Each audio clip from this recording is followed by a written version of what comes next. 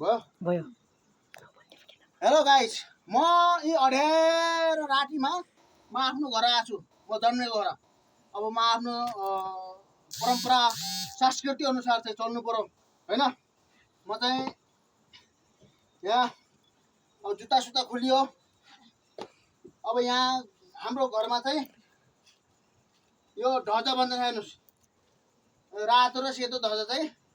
टङ्गाउनु पर्ने हुन्छ हैन त्यस कारणले गर्दाखेरि यो रातो र ध्वजा यो रातो र सेतो चाहिँ यहाँ रीतिरिवाज अनुसार चल्नु पर्यो है गाइस ल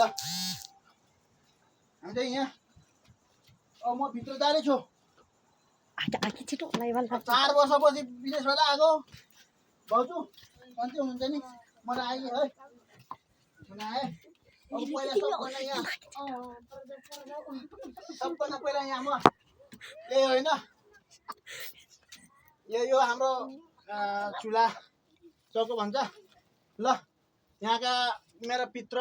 आमा बाजे बजै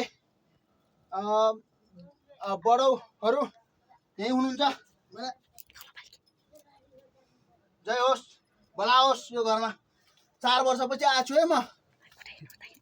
4 वर्षपछि आएको छु अनि यो घरको यो दोस्रो धुरी भन्छ यहाँ दोस्रो धुरीमा मैले ध्वजा टङ्गाएँ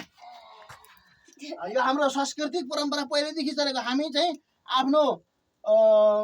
आमा अथवा मरिसकेकाहरू चाहिँ हामीले सम्झिने हाम्रो प्रयास हो त्यसैले ध्वजा टङ्गाउनु पर्ने हुन्छ 2 वर्ष 3 वर्ष 1.5 वर्ष बाहिर बसिसकेपछि घरमा आएपछि ध्वजा टङ्गाउनु पर्ने हुन्छ अनि हामी चाहिँ हाम्रो यहाँ माता पितृहरूलाई ढोक गर्नु पर्यो जय होस् यो भनेको हाम्रो धर्म आस्था केही विश्वास छ कि उहाँहरूले रक्षा र छिपाल गरून् भन्ने एउटा आस्था कारणले गर्दाखेरि हामीले ध्वजा टङ्गाएको हो गाइसहरू यति मात्रै मेरो चाहिँ 4 वर्ष आएपछि चाहिँ मेरो आफ्नो परम्परा सांस्कृतिक तपाईँहरूमा मैले देखाउन गएको छु हस् त धन्यवाद